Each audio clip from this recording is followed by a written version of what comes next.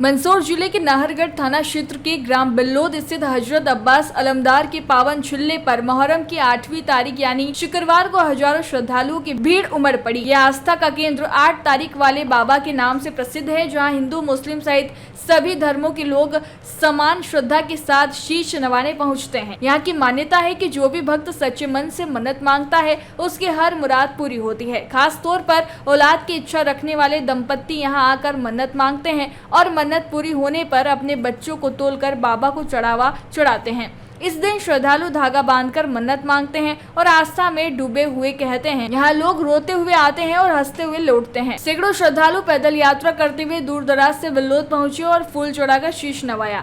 चुल्ले पर दिन भर भीड़ बनी रही और रात भर जलसे का आयोजन किया गया। बाहर से आए जायरीनों के लिए समाजन द्वारा जगह जगह लंगर और शरबत की व्यवस्था की गई।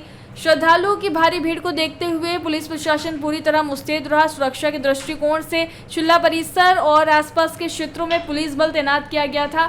यह आयोजन धार्मिक सौहार्द और सामाजिक एकता का प्रतीक बनकर हर वर्ष की तरह इस वर्ष भी श्रद्धा, भक्ति और परंपरा के रंग में रंगा नजर आया। ये स्थान देश की गंगा जमुनी तहजीब का एक मुकाम है। यहाँ पर हर समाज, हर जाति, हर धर्म के लोग अपनी मुराद पूरी करने के लिए आते हैं, अपनी मुराद मांगने आते हैं। और आज के दिन यहाँ जो लाखों लोग आए हैं वो इसीलिए आए हैं कि आज उनकी मुराद पूरी होगी। आज उनका विशेष दिन है। इस दिन बाबा का आशीर्वाद हर एक जो आए हुए यात्रियों को मिलता है और हर यात्री की मुराद हर तरह से पूरी होती है। जैसे मौलाना साहब ने बताया है कि यहाँ संतान प्राप्त होती है, यहाँ की बीमारियाँ दूर होती है, यहाँ के हर तरह के तकलीफ़ों का निवारण होता है। ये इस स्थान की खासियत है। और ये स्थान आज हमारे देश की जो गंगा जमुनी तहजीब है उसका एक बहुत बड़ा अनूठा उदाहरण है, जहाँ हर धर्म के लोग यहाँ उपस्थित हैं। इसी को लेके जय हिंद, जय भारत। आप बताएंगे किस तरह का यहाँ का माहौल क्या आज आप देख रहे हैं सुबह से ही काफ़ी संख्या में जो है पब्लिक आ रही है। और लगभग अभी जो अनुमान लग रहा है 2-2.5 लाख पब्लिक आज और आने की संभावना है। अभी आसपास के ग्रामीण क्षेत्रों से दूर दूर से, कहीं दूर से आ रहे हैं, कहीं तो पैदल यात्री आ रहे हैं। जैसे अभी उन्होंने बताया कि 350 किलोमीटर दूर से पैदल आए हैं। उसका विषय एक ही है कि सभी व्यक्तियों की यहाँ पे मनोकामना पूरी हो रही है। सभी परेशान हैं और उनकी परेशानियों का अंत यहीं आकर हो रहा है। हमारी सभी मुरादें पूरी होती हैं। दिली तमन्ना, दिली ख्वाहिश सब पूरी होती है यहाँ। सभी जो मांगते हैं वो मिलता है और हमको जो भी मांगते हैं जो मिलता है, इसलिए बहुत सारी हाँ, हमें जो मांगते हैं वो मिलता है। हमारी दिली ख्वाहिश, दिली तमन्ना सब यहाँ पूरी होती है। और अल्लाह के फजल करम से है तो इनका बहुत बड़ा करम है और बहुत बड़ा करिश्मा है इनका। कोई भी बेउम्मीद यहाँ से नहीं खाली गया। सुभान अल्लाह। ना कभी गया है ना कभी कोई नहीं, बाबा का बहुत बड़ा है ना करम है। और यहाँ पे जो भी मतलब भक्त आता है ना तो उसकी हर मुराद पूरी होती है। और यहाँ से बस कोई भी खाली नहीं जाता है। और बहुत सालों से यह परिक्रमा यहाँ पे चल रही है और काफ़ी इनका बहुत अच्छा दुआ और ये है। मेरा नाम सैयद कायम हुसैन जैदी है और मेरे पूर्वज यहाँ पर तकरीबन 300 साल से ये हमारी जागीरी या नवाबियत का गांव था। यहाँ पर सबसे बड़ी बात है कि हम लोग इमाम हुसैन के जो बेटे करबला में बच गए थे, चौथे इमाम जैनुल आबिदीन की ही औलाद से हैं। और हम लोग इस्लाम के हक प्रस्त इस्लाम को मानने वाले हैं। इस्लाम में 2 रूप हैं जो आज ही हमारे किबला मौलाना साहब लखनऊ से तशरीफ़ लाए हैं, जिनका नाम है मोहम्मद अली साहब। उनने तालीम ईरान में ली थी और उन्होंने काफ़ी अच्छी मजलिसें पढ़ी हैं 1 तारीख से। और इसका सबसे बड़ा ये है कि यहाँ पर जो भी आता है उसको हर तरह की जो दुआ मांगता है उसकी कबूल होती है। और 8 तारीख को लगभग यहाँ पर 1 लाख, 1.5 लाख, 2 लाख लोग आते हैं। और यहाँ की सबसे बड़ी खूबी है कि मौला की तरफ से जो 20-20 साल हो जाते बच्चे नहीं होते, उनके बच्चे दिए जाते हैं। जिनकी बीमारी होती उनकी बीमारी में शफा होती है। और ऐसे ऐसे चमत्कार होते हैं कि लोग मरे हुए भी यहाँ पर ज़िंदा हुए हैं। और इसके लिए लोग हक और बातिल की लड़ाई थी यजीद के साथ, जो इमाम हुसैन ने हक का बताया और आज तक कामयाबी यहाँ पर कामयाबी मिलती है।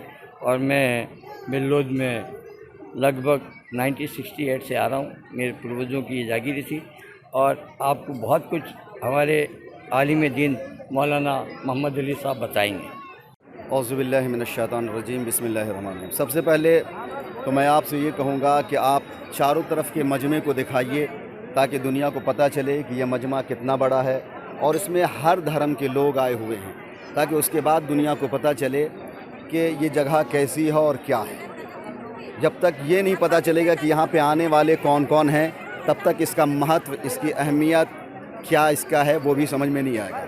तो आपने देखा होगा कि यहाँ पे आने वाले सारे धर्म के, सर्वश्रेष्ठ धर्म के लोग हैं, है ना, सर्व धर्म के लोग हैं। हिंदू भी हैं, मुसलमान भी हैं, और कमाल ये है कि हिंदू मुसलमान में जितनी जातियाँ हैं वो सारे जातियों के लोग हैं। इसका मतलब है कि एक ये वो जगह है कि ना जहाँ कोई अलग जाति है, ना जहाँ कोई अलग धर्म है, बल्कि यहाँ आने वाले सब का एक ही धर्म है जिसका नाम है हुसैनी धर्म, जिसका नाम है हुसैनी धर्म। यहाँ पे आने वाले सारे के सारे हुसैनी हैं। दूसरी बात यह कि इतने लोग आए हैं यहाँ पे, इसका मतलब है जहाँ कुछ नहीं मिलता वहाँ कोई जाता नहीं है। आज 300 साल से यहाँ पे इतना बड़ा मजमा आ रहा है, जबकि बिलौद में, पूरे बिलौद की भी आबादी हमारे ख्याल से 1 लाख नहीं होगी, है ना, और यहाँ पे 2.5-3 लाख लोग आए हुए हैं। इसका मतलब है कि यहीं पर के लोग नहीं हैं बल्कि बहुत दूर दूर से। हमारे पास कल भी 2 लोग आए और कुछ औरतें भी हैं जो बता रही हैं कि वो 350 किलोमीटर दूर से पैदल चल के आई हैं, पैदल चल के आई हैं, उनको यहाँ पे बेटा मिला। इसे कहते हैं हज़रत अब्बास का मकाम स्थान, ठीक है ना। इसका मतलब ये होता है, हज़रत अब्बास कौन थे, ज़रा सा इसको जल्दी से समझ लो। हज़रत अब्बास इमाम हुसैन के फ़ौजी कमांडर थे, आपके छोटे भाई भी थे, फ़ौजी कमांडर भी थे, जिनको करबला में शहीद किया गया था। ये उनका मकाम है, यहाँ पे उनका अलम सजता है। तुम देख रहे होगे कि यह अलम सज रहा है। इस जगह पे तमाम के तमाम लोग अपनी अपनी मुराद लेने के लिए आते हैं। जो बे औलाद है उसको औलाद चाहिए, जो बीमार है उसको शफा चाहिए, जिसके ऊपर जादू है उसको जादू से छुटकारा चाहिए, जो परेशान है उसको परेशानी से दूर छुटकारा चाहिए। इन सब चीज़ों को लेने के लिए यहाँ पे ये सारे लोग आए हैं। और ये धागे जो आप देख रहे हैं ना, ये धागे नहीं हैं, बल्कि यहाँ पे आए हुए लोगों के अरमान बंधे हुए हैं, ख्वाहिश बंधी हुई, सब अपने अपने बांधते हैं। और उस तरफ देखिए, वहाँ पे एक तराजू है, तराजू के ऊपर बच्चे तौले जा रहे हैं। ये बच्चे रात भर तौले जाएंगे, सुबह से ये शुरू है, बल्कि 1 तारीख से शुरू है। ये वो बच्चे हैं कि जिनको औलाद नहीं होती थी, बच्चे नहीं होते थे, यहाँ पे उन्होंने हज़रत अब्बास से मांगा और उनको औलाद हुई है। तुम देख सकते हो कि कितने ये तौलने वाले थक जाते हैं, तौल नहीं पाते। इसका मतलब है तौलने वाले थक जाते हैं, देने वाला नहीं थकता है। देने वाला इतना देता है, सबको देता है। अब बात यह है, सबसे ज़रूरी चीज़ जो आज दुनिया में है वो क्या है कि इंसानियत के लिए जिया जाए, इंसानियत के लिए एक हुआ जाए। तो मैं कहता हूँ दुनिया को, अगर इंसानियत को एक करना है तो हुसैन के दरवाज़े पे आ जाओ। यहाँ पे हिंदू भी मिलेंगे, मुसलमान भी मिलेंगे, सिख भी मिलेंगे, ईसाई भी मिलेंगे, सारे धर्म के लोग मिलेंगे। अब ये बात यहाँ तक थी, इनकी थी यहाँ तक की। अब थोड़ा सा हम हज़रत अब्बास के बारे में जान लें अच्छी तरीके से कि हज़रत अब्बास क्या है, करबला क्या है, ठीक है ना। करबला क्या है, हज़रत अब्बास क्या है। करबला किसी धर्म और जात का झगड़ा नहीं है, करबला इंसानियत और हैवानियत का झगड़ा है। करबला दहशतगर्दी और इंसाफ का झगड़ा है। इसलिए कि बार बार मैं कह रहा हूँ, इमाम हुसैन जंग करने के लिए नहीं गए थे। अगर जंग करने के लिए जाता है कोई तो अपने साथ 6 महीने के बच्चे को लेके नहीं जाता है ना, अपने साथ औरतों को लेके नहीं जाता है।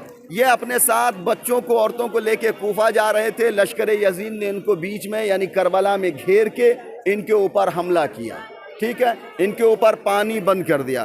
तो ये जान लो, पानी बंद करना इंसानियत नहीं है, खाना बंद करना इंसानियत नहीं है, बच्चों को मारना इंसानियत नहीं है। तो अब बताओ, ये जंग इंसानियत और हैवानियत की थी कि नहीं थी, है ना। तो ये वो जगह है, करबला में वो जंग हुई। और जंगल में इसलिए मारा था कि शायद दुनिया को पता नहीं चलेगा कि हमने हुसैन को मार दिया। और मामला यहीं पे ख़त्म हो जाएगा।